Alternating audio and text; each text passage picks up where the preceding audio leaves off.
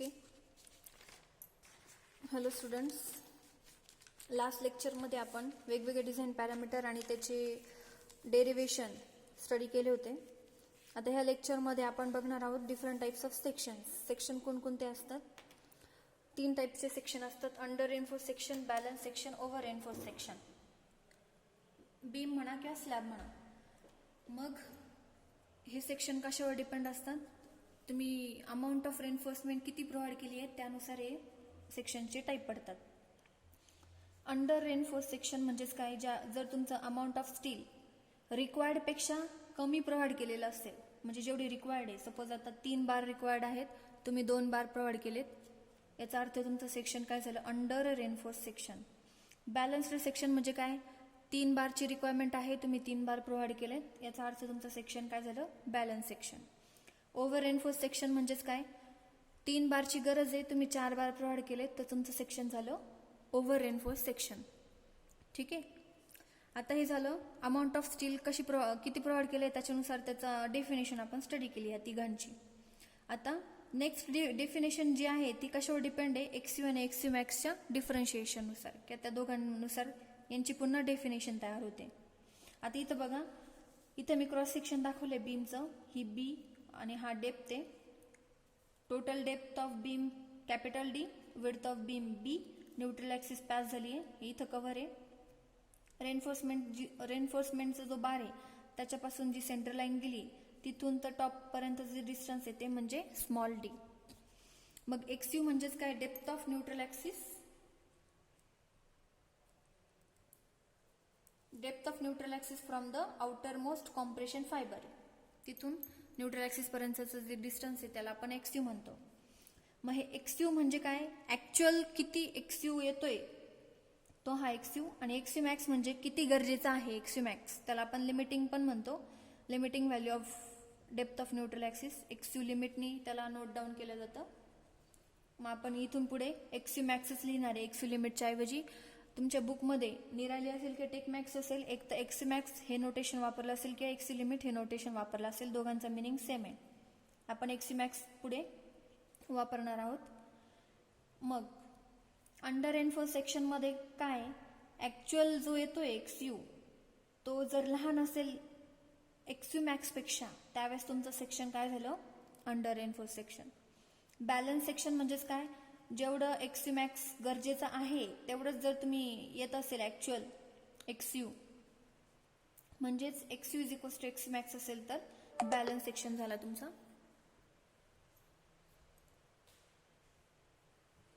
आणि third one, जर एक्सयू हा जर मोठा असेल एक्सयू मॅक्स पेक्षा तर काय होणार? तुमचं सेक्शन कोणतं होणार? Over reinforce section. ओके. अशा पद्धतीने हे झाले 3 डेफिनेशन अंडर, बॅलन्स्ड आणि ओव्हर रेनफोर्स सेक्शनच्या. आता व्यवस्थित समजून सांगायचं ठरलं तर आता जनरली आपण मग ह्या तिघांपैकी कोणतं सेक्शन डिझाईन करताना लक्षात घेतलं पाहिजे? आपण नेहमी डिझाईन करताना बॅलन्स सेक्शनचाच वापर केला पाहिजे. बॅलन्स सेक्शन कशासाठी? जेणेकरून आपली इकॉनॉमी पण अचीव झाली पाहिजे, आपलं मटेरियल सेव्ह झालं पाहिजे, बरोबर की नाही, आणि मटेरियलचा पुरेपूर वापर झाला पाहिजे. तर सेक्शन कन्स्ट्रक्शन करताना 2च टाईपचे मटेरियल आपण वापरलेत, स्टील आणि कॉन्क्रीट. मग आता सपोज इथे एक्झाम्पल घ्या, बीम सेक्शन आहे. तर बीम सेक्शन हे आणखीन एक महत्त्वाचं सांगायचं ठरलं तर डिझाईन करताना आपण बॅलन्स्ड सेक्शन म्हणून साठीच डिझाईन करणार आहेत. पण ज्यावेळेस साईटवरती जातो, साईटवरती काय होतं? वर्कमॅनची फॉल्ट असेल, वर्कमॅनशिपमध्ये असेल फॉल्ट, किंवा मग सुपरविजनमध्ये असेल, साईटवरती कव्हर कमी जास्त सोडला जातो किंवा बारमध्ये स्पेसिंग कमी जास्त असल्यामुळे काय होत जातं? ओव्हर रेनफोर्स सेक्शनचं काय होऊ शकतं? ऍक्च्युअली आणि डिझाईन करताना त्याच्यामध्ये डिफरन्स तयार होतो. मग त्यावेळेस काय होतं? एक तर आपला सेक्शन ओव्हर रेनफोर्समध्ये डेव्हलप होऊ शकतो किंवा अंडर रेनफोर्स सेक्शनमध्ये डेव्हलप होऊ शकतो साईटवरती गेल्यानंतर. ते कशावर डिपेंड असतं? पूर्ण लेबरच्या कामावरती डिपेंड असतं. आणि सुपरवायझर व्यवस्थित सुपरवाइज करतोय का नाही त्यावर मग डिपेंड असतं आपलं सेक्शन ऍक्च्युअली मग कन्स्ट्रक्शन झाल्यानंतर कोणत्या टाईपमध्ये जाईल? अंडर, बॅलन्स का ओव्हर रेनफोर्स सेक्शन. ठीक आहे. मग ॲक्च्युली जनरली आपण नेहमी काय प्रिफर करतो, अंडर रेनफोर्स सेक्शन प्रिफर करतो as compare to the over reinforce section. का? कारण बघा अंडर रेनफोर्स सेक्शनमध्ये काय होतं, आता सेक्शनमध्ये आपण 2 टाईपचे मटेरियल वापरणार आहे, रेनफोर्समेंट आणि कॉन्क्रीट. तुम्हाला रेनफोर्समेंट हे काय रेजिस्ट करतं, टेन्शन. कॉन्क्रीट काय रेजिस्ट करतं, कॉम्प्रेशन. रेनफोर्समेंट हे कसं आहे, डक्टाईल आहे. डक्टाईल म्हणजे ते ग्रॅज्युअली फेल होतं, सडन फेल्युअर नसतं स्टीलचं, बरोबर. आणि कॉन्क्रीट हे काय, कॉम्प्रेशन रेजिस्ट करतं. आणि कॉन्क्रीट हे जे मटेरियल आहे, कॉन्क्रीटचं मटेरियल कसं असतं, ब्रिटल असतं. ब्रिटल म्हणजे अचानक फेल होतं, सडन फेल्युअर असतं त्याचं. ठीक आहे. मग आता सपोज जर आपली पहिली केस आहे, अंडर रेनफोर्स सेक्शन आहे म्हटल्यावर काय, अंडर रेनफोर्स सेक्शन म्हटल्यावर काय होणार की रेनफोर्समेंट कमी वापरलं गेलंय रिक्वायरमेंटपेक्षा, बरोबर.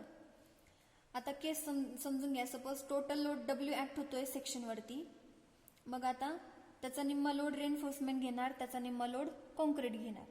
मग आता कॉन्क्रीट बरोबर जेवढं गरजेचं आहे तेवढं प्रोव्हाइड केलेलं आहे, म्हणजे जेवढं व्हॉल्यूम गरजेचं आहे तेवढं व्हॉल्यूममध्ये कॉन्क्रीट आहे.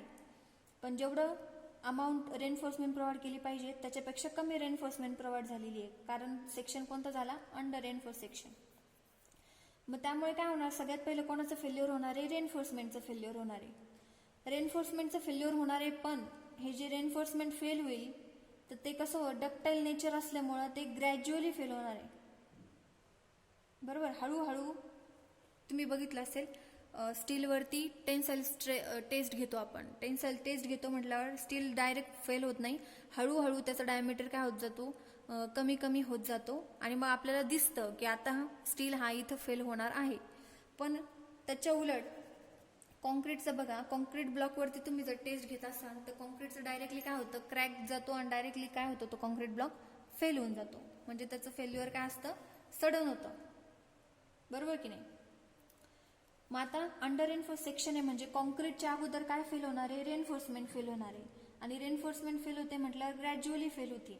मग ग्रॅज्युअली फेल झाल्यामुळे ज्यावेळेस रेनफोर्समेंट फेल होईल त्यावेळेस काय होणार, कॉन्क्रीटमध्ये क्रॅक्स डेव्हलप होतील, बरोबर. आणि मग आपल्याला ते दिसणार की आता कॉन्क्रीटमध्ये क्रॅक गेलेले आहेत, हा बीम किंवा तो सेक्शन जो आहे तो फेल होण्याच्या दिशेने आहे. म्हणजेच आपल्याला थोडक्यात काय मिळते, वॉर्निंग मिळते फेल्युअरची, बरोबर. आणि आपण मग त्याच्यानुसार आपण रिमेडियल मेजर्स घेऊ शकतो, त्याचं रिपेअरिंग करू शकतो किंवा काय असेल ते रिमेडियल मेजर्स आपण घेऊ शकतो. आपल्याला तेवढा वेळ मिळतो, म्हणजेच काय सेफ्टी मिळते.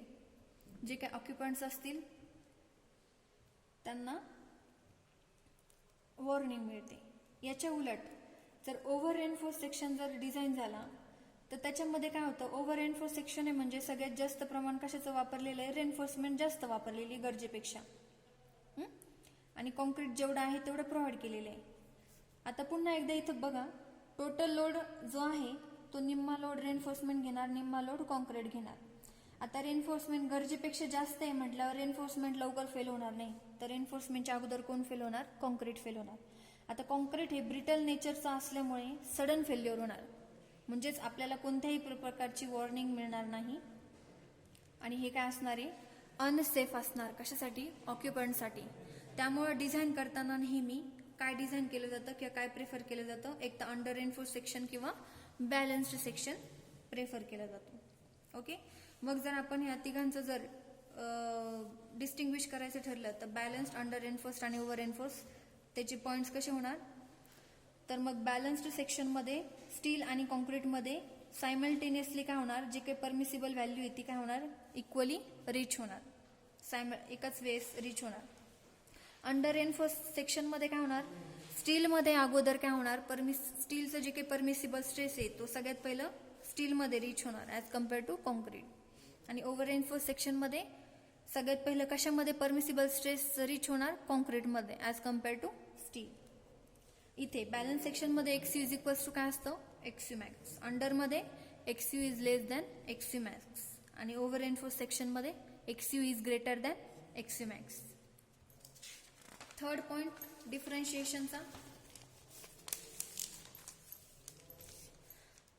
Area of steel. बॅलन्स्ड सेक्शनमध्ये जेवढं गरजेचं आहे तेवढं एरिया ऑफ स्टील आपण काय करणार, बॅलन्स्डमध्ये प्रोव्हाइड करणार. अंडर रेनफोर्समध्ये जेवढं रिक्वायर्ड आहे त्याच्यापेक्षा काय असते, कमी जर प्रोव्हाइड झालं तर त्या सेक्शनला आपण म्हणणार अंडर रेनफोर्स सेक्शन. जेवढं रिक्वायर्ड आहे त्याच्यापेक्षा जर एरिया ऑफ स्टील जर वाढला म्हणजे मॅक्स झाला तर त्या सेक्शनला आपण काय म्हणणार, ओव्हर रेनफोर्स सेक्शन. ओके. आता फेल्युअर बॅलन्स सेक्शनमध्ये तर फेल्युअर काय होणार, दोन्ही ग्रॅज्युअल आहे, सडन आहे. ऍक्च्युअल साईटवरती काय आहे, अंडर रेनफोर्स सेक्शन होईल किंवा ओव्हर रेनफोर्स सेक्शन होईल. मग अंडर रेनफोर्स सेक्शनमध्ये फेल्युअर कसं होणार आहे, ग्रॅज्युअल फेल्युअर होणार आहे. त्यामुळे आपल्याला काय मिळणार आहे, वॉर्निंग किंवा टाइम. पण ओव्हर रेनफोर्स सेक्शनमध्ये सडन फेल्युअर होणार आहे, त्यामुळे आपल्याला कोणत्याही प्रकारची वॉर्निंग मिळणार नाही ओव्हर रेनफोर्स सेक्शनमध्ये. हे झालं त्यांचं डिस्टिंग्विशन तिघांचं. आता पुढे आपल्याला नेक्स्ट या चॅप्टरमध्ये पुढचा महत्त्वाचा जो टॉपिक आहे तो स्टडी करायचा, तो म्हणजे टाइप्स ऑफ प्रॉब्लेम. डिप्लोमा सिलेबसमध्ये आपल्याला 3 पद्धतीचे प्रॉब्लेम डिझाईन करायचे किंवा सॉल्व्ह करायचे, अनालिसिसचा, डिझाईनचा आणि MISC टाईपचा. मग त्याच्यामध्ये काय काय थोडक्यात फ्लो चार्ट आहे, याच्यामध्ये त्या प्रॉब्लेममध्ये काय काय दिलेलं असणार, काय फाइंड आउट करायचं असणार हे याच्यामध्ये दिलंय. तर अनालिसिस टाईपचा जर प्रॉब्लेम असेल आपल्याला सॉल्व्ह करायला तर आपल्याला स्टील आणि कॉन्क्रीट हे जे 2 मटेरियल आहेत त्याच्या प्रॉपर्टीज दिलेल्या असणार. त्यांच्या प्रॉपर्टीज म्हणजेच काय, FCK आणि FY. B आणि D मेन्शन केलेलं असणार आपल्याला प्रॉब्लेममध्ये. B म्हणजे width of beam, D depth, बरोबर. आणि आपल्याला फाइंड आउट काय करायचं असणार, MU म्हणजेच मोमेंट ऑफ रेझिस्टन्स आपल्याला फाइंड आउट करायला विचारणार ह्या टाईपच्या प्रॉब्लेममध्ये. डिझाईनमध्ये काय असणार, मटेरियलच्या प्रॉपर्टीज आपल्याला दिलेल्या असणार, MU सुद्धा दिलेला असू शकतो. ओके. मग त्याच्यामध्ये 3 टाईपचे प्रॉब्लेम येतात पुन्हा डिझाईनमध्ये. एक तर बॅलन्स सेक्शन आपल्याला डिझाईन करायला विचारतात, अंडर रेनफोर्स सेक्शन डिझाईन करायला विचारतात, आणि तिसरा टाईपचा प्रॉब्लेम म्हणजे आपल्याला area of steel find out करायला विचारतात. ओके. आणि MISC म्हणजे त्याच्यामध्ये सुद्धा moment of resistance find out करायचं असतं. मग सगळ्यात पहिला प्रॉब्लेम आपण सुरुवातीला घेऊया. टाईप 1 मध्ये येतं अनालिसिस प्रॉब्लेम. त्याच्यामध्ये काय काय दिलेलं असतं आपल्याला बघा, FCK, FY, B, D आणि AST ह्या व्हॅल्यूज दिलेले असतात. आपल्याला फाइंड आउट करायचं असतं MU आणि अलोवेबल लोड. ओके. हे 2 आपल्याला फाइंड आउट करायचे असते depending on the given span. जो काही स्पॅन दिलेला असेल बीमचा, स्लॅबचा, त्या स्पॅनवरून आपल्याला MU आणि अलोवेबल लोड फाइंड आउट करायचा असतो. मग हा टाईपचा जर प्रॉब्लेम असेल तर मग त्याच्या डिझाईन स्टेप कसं सॉल्व्ह करायचा तो प्रॉब्लेम. सगळ्यात पहिली स्टेप म्हणजे XUmax फाइंड आउट करायचा. सगळ्यात पहिले XUmax फाइंड आउट करण्यासाठी आपण 3 फॉर्म्युले बघितले लास्ट लेक्चरला, डिराईव्ह केले त्याचे फॉर्म्युले. तर XUmaxचा कोणता फॉर्म्युला यूज करायचा हे कशावर डिपेंड असेल, टाईप ऑफ स्टीलवरती. माइल्ड स्टील असेल तर XUmaxचा फॉर्म्युला काय होतो, 0.53 × D, बरोबर. आणि सिमिलरली बाकीच्या टाईप ऑफ स्टीलवरती डिपेंड. सेकंड स्टेप येते ऍक्च्युअल XU आपल्याला फाइंड आउट करावा लागतो. ऍक्च्युअल XU म्हणजेच काय, XUचा फॉर्म्युला काय, 0.87 FY AST divided by 0.36 FCK × B. या अगोदरच आपण लास्ट लेक्चरमध्ये डिराईव्ह केले, एक्सप्लेन करायची गरज नाही. मग तिसरी स्टेप येते कम्पेअर XU आणि XUmax. मग XU आणि XUmax कम्पेअर करायचे. कम्पेअर केल्यानंतर आपल्याला काय कळेल की तो कोणत्या टाईपचा सेक्शन आहे, ओव्हर रेनफोर्स सेक्शन आहे, बॅलन्स सेक्शन आहे की अंडर रेनफोर्स सेक्शन आहे. म्हणजेच काय, जर XU हा जर लेस असेल XUmax पेक्षा, याचा अर्थ तो सेक्शन कोणता झाला, अंडर रेनफोर्स्ड. मग तिथं कन्क्लुजन लिहायचं, कम्पेअर करून खाली नोट लिहायचं की this is the under reinforce section. जर अशी केस आली तर, जर XU आणि XUmax जर इक्वल आले तर तुम्ही काय म्हणणार की तो सेक्शन काय आहे, बॅलन्स्ड सेक्शन. जर XU हा जर मोठा आला XUmax पेक्षा तर तुम्ही काय म्हणणार, मग तो सेक्शन काय आहे, ओव्हर रेनफोर्स सेक्शन आहे. तिथं कन्क्लुजन द्यायचं. ठीक आहे. ही झाली तिसरी स्टेप. चौथ्या स्टेपमध्ये तुम्हाला काय फाइंड आउट करायचे, कॅल्क्युलेट मॅक्झिमम स्ट्रेस.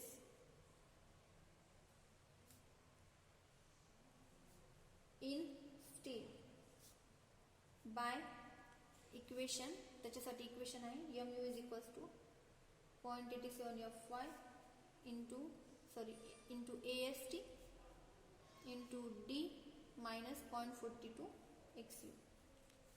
आणि लास्ट स्टेप जे आहे त्याच्यामध्ये obtain MD in terms of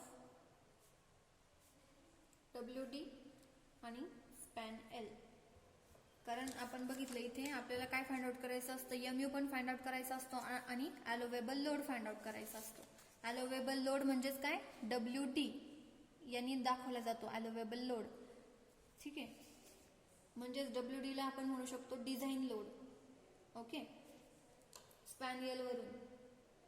आणि मग याच्यावरून डिझाईन लोड काढला का त्याच्यावरून आपण वर्किंग लोड काढायचा आणि वर्किंग लोडलाच नाव आहे दुसरं अलोवेबल लोड. ठीक आहे, तर ही शेवटची आपली स्टेप राहते या पहिल्या टाईपच्या प्रॉब्लेममध्ये. डिझाईन स्टेप आपल्याकडे रेडी आहे. आता डिरेक्टली आपण एक प्रॉब्लेम घेऊन काय करूया, सॉल्व करूया.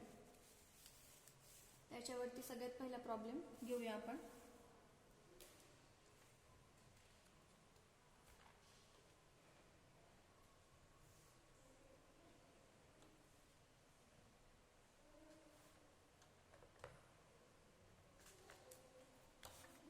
फर्स्ट प्रॉब्लेम आहे ए RCC beam 230 mm wide and 400 mm deep. Effective depth दिलेली आहे. आता इफेक्टिव्ह डेप्थ म्हणजे काय ते बरोबर सांगते मी लगेच, डायग्राम मध्ये कळेल आपल्याला. Is supported over an effective span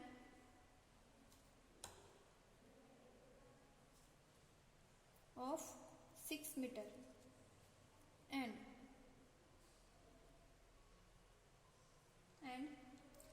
reinforced with 4 bars. Number of बार किती आहे ते त्यांनी मेन्शन केले, 4 bars of 20 mm diameter. बारचा डायमीटर पण आपल्याला दिलेला. along tension side. Tension side म्हणजे जे 4 नंबर बार प्रोव्हाइड केलेत 20 mm चे ते टेन्शन साइडला प्रोव्हाइड केले. What is the working load, what is the working load.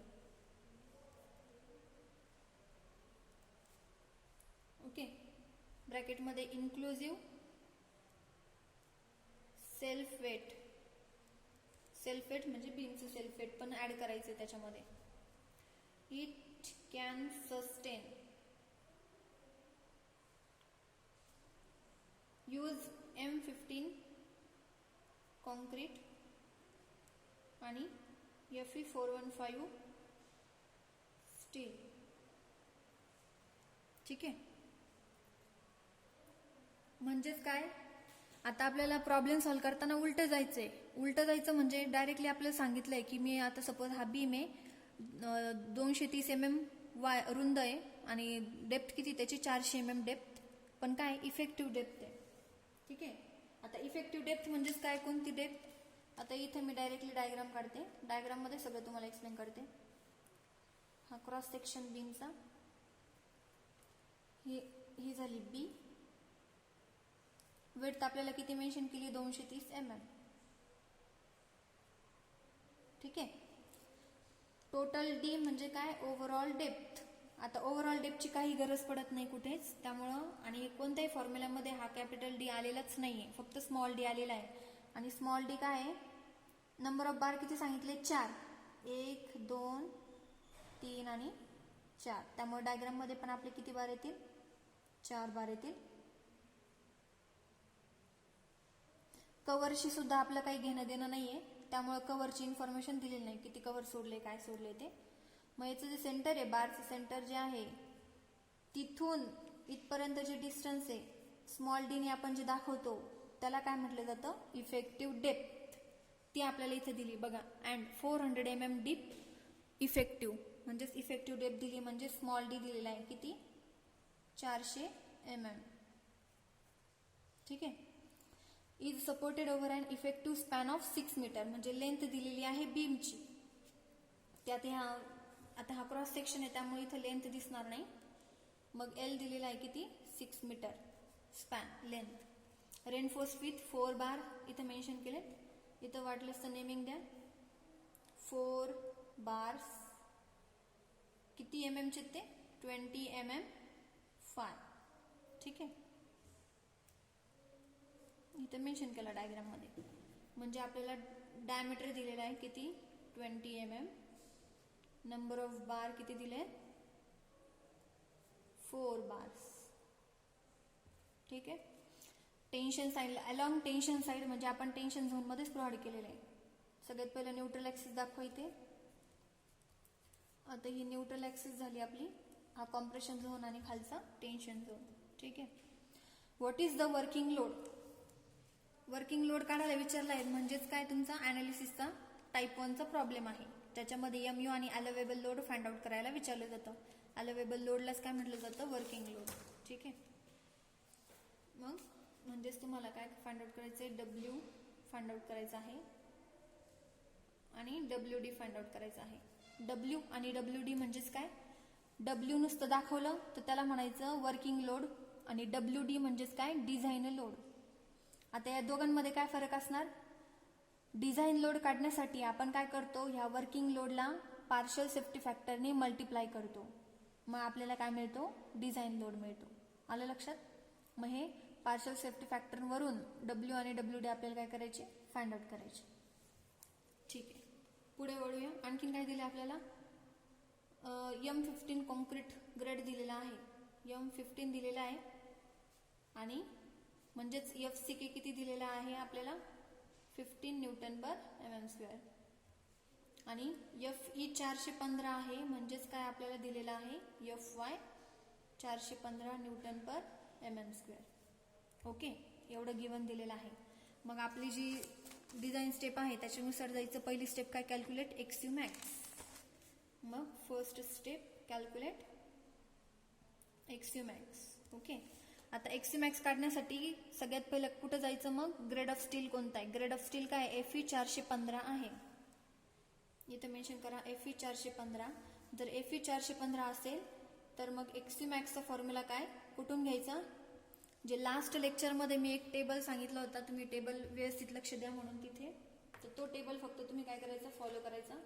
तर त्या टेबलनुसार आपलं XU मॅक्सचा फॉर्म्युला येतो FE 415 साठी 0.479 इंटू स्मॉल d. मग XU मॅक्स काढा. 0.479 इंटू स्मॉल d किती इफेक्टिव्ह डेप्थ 400. मग XU मॅक्स तुमच्या कॅल्क्युलेशननुसार येतो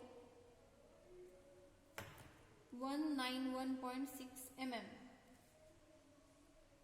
XU मॅक्स काय डेप्थ आहे ना, म्हणून त्याला युनिट काय होणार mm येणार. mm मध्ये न्यूट्रल ऍक्सिसची डेप्थ आहे म्हणून mm मध्ये 191.6. पुढची स्टेप काय सांगते आपल्याला डिझाईन नुसार कॅल्क्युलेट ऍक्च्युअल XU काढा ह्या फॉर्म्युलाने. मग फाइंड आउट करायचं. सेकंड स्टेप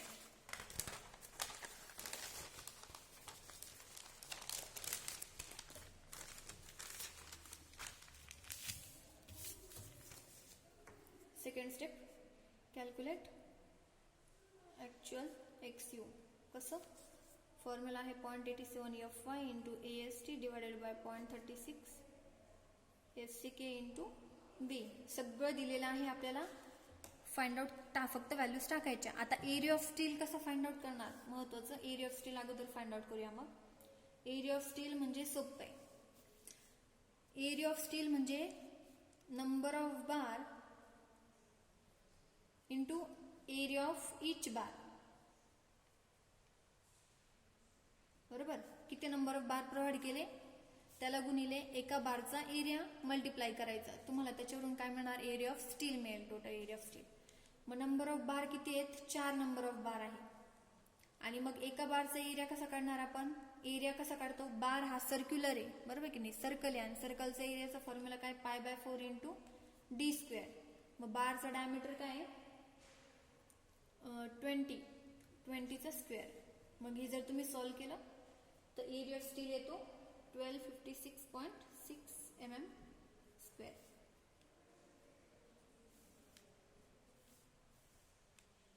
ओके, मग ही व्हॅल्यू टाका आता याच्यामध्ये. बाकी सगळं गिवन आहे आपल्याला 0.87 F Y grade of steel 415 आहे म्हणजे F Y 415. Area of steel किती 1256.6 0.36.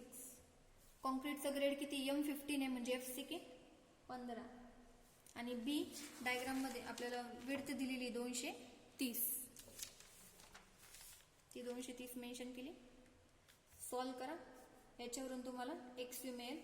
तर सॉल्व केल्यानंतर XU ची व्हॅल्यू येते 365.29 mm.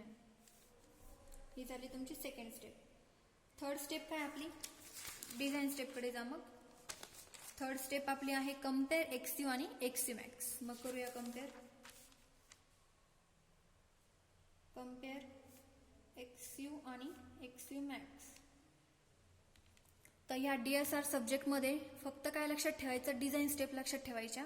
कोणताही प्रॉब्लेम असो, डिझाईन स्टेप तुमच्या पाठ असतील तर ऑटोमॅटिक तुम्हाला प्रॉब्लेम काय करता येणार आहे, सॉल्व्ह करता येणार आहे. डिझाईन स्टेपनुसारच फक्त जायचं असतं. मग XU आणि XU मॅक्स कम्पेअर करा. XU ची व्हॅल्यू काय आली मगाशी,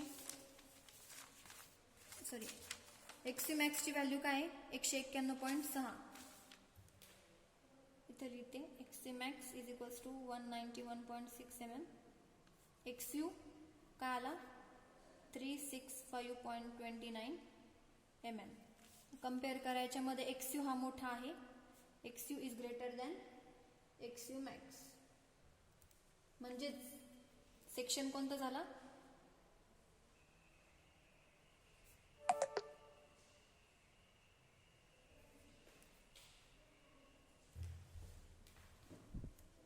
सेक्शन कोणता झाला, over reinforce section. Therefore section is over reinforced. ठीक आहे, सेक्शन म्हणा किंवा बीम म्हणा, कारण आता इथं प्रॉब्लेम मध्ये आपल्याला मेन्शन केलेलं आहे बीम आहे म्हणून आपण बीम सेक्शन असं म्हणू शकतो. Beam section is over reinforced. मग हे कम्पेअर केल्यानंतर दुसरी गोष्ट म्हणजे ओव्हर रेनफोर्स सेक्शन अलाउड आहे का आपल्याला, नाही. मग इथं तेवढं लिहायचं, जर ओव्हर रेनफोर्स सेक्शन आलं तर तेवढी नोट लिहायची, काय over reinforce section is not allowed.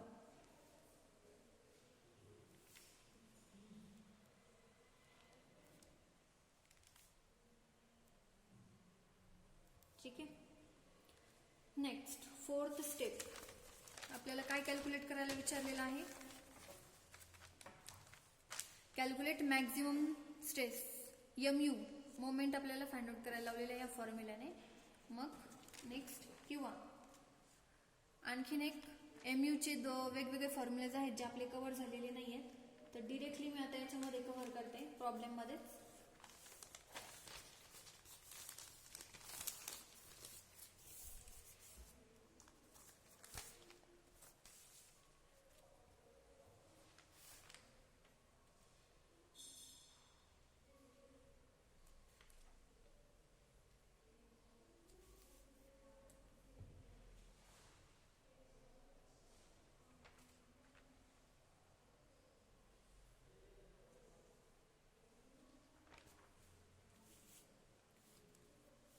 Calculate MU. मग MU कॅल्क्युलेट करण्यासाठी ओव्हर रेनफोर्स सेक्शन अलाउड नाहीये, मग आपल्याला काय कन्सिडर करून चालायचंय, बॅलन्स्ड सेक्शन कन्सिडर करून चालायचंय. मग बॅलन्स्ड सेक्शन मध्ये MU इज इक्वल्स टू काय कन्सिडर करायचं, MU लिमिट. ओके. आता जसं XU आणि XU मॅक्सचं रिलेशन आहे अंडर रेनफोर्स्ड, बॅलन्स्ड आणि ओव्हर रेनफोर्स सेक्शन मध्ये, तसंच MU आणि MU लिमिटचं पण रिलेशन आहे. इथे बघूया आपण, इथे बघा तिघांच्या डिस्टिंग्विशन मध्ये आपण काय स्टडी केलं, बॅलन्स सेक्शन मध्ये XU हा आणि XU मॅक्स इक्वल असतात. इथं XU हा लहान असतो आणि ओव्हर मध्ये XU हा मोठा असतो. तसंच MU आणि MU लिमिट म्हणजेच काय, सेम. MU म्हणजेच काय, moment of resistance actual provide केलेलं, आणि MU लिमिट म्हणजेच काय, लिमिटिंग व्हॅल्यू, किती मोमेंट ऑफ रेझिस्ट लिमिटेड पाहिजे त्या सेक्शनसाठी, तर ते म्हणजे MU लिमिट. मग तसंच इथे पण येतं बॅलन्स्ड मध्ये काय, MU is equals to MU limit, अंडरमध्ये MU is less than MU limit आणि ओव्हरमध्ये MU is greater than MU limit. ठीक आहे. मग आपलं सेक्शन काय आलं, ओव्हर एन्फोर्स सेक्शन, आणि ओव्हर एन्फोर्स सेक्शन अलाउड नाही आहे डिझाईन करण्यासाठी. मग आपण काय कन्सिडर करणार, ते सेक्शन बॅलन्स्ड सेक्शन म्हणून डिझाईन करणार. ठीक आहे. मग बॅलन्स सेक्शनमध्ये काय आपल्याला MU फाइंड आउट करायचं आहे. मग काय हे इक्वेशन आपल्याला कन्सिडर करावं लागेल, MU is equals to MU limit. मग तो जो फॉर्म्युला आहे MU लिमिटचा, तर तो MU लिमिटचा फॉर्म्युला आहे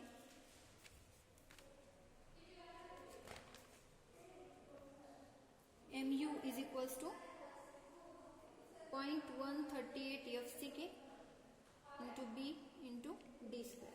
ओके, हा फॉर्म्युला आहे.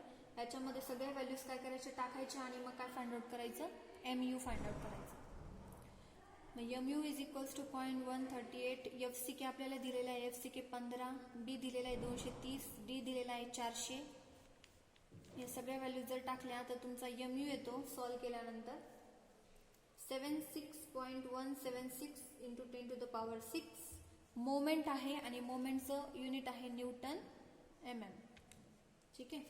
जर किलो न्यूटन मध्ये फाइंड आउट करायचं ठरलं तर 76.176 किलो न्यूटन मीटर. तर ही झाली तुमची MU ची व्हॅल्यू जी आपल्याला फाइंड आउट करायला विचारली होती. पहिल्या प्रॉब्लेममध्ये आपल्याला MU आणि वर्किंग लोड फाइंड आउट करायला लावला आहे. MU आपण फाइंड आउट केला. आता राहिली काय last step, working load find out करायचा. मग कॅल्क्युलेट वर्किंग आणि डिझाईन लोड पण फाइंड आउट करायचा. डिझाईन लोड W आणि WD. ठीक आहे. मग ते कसे फाइंड आउट करणार, फॅक्टर्ड मोमेंट वरून.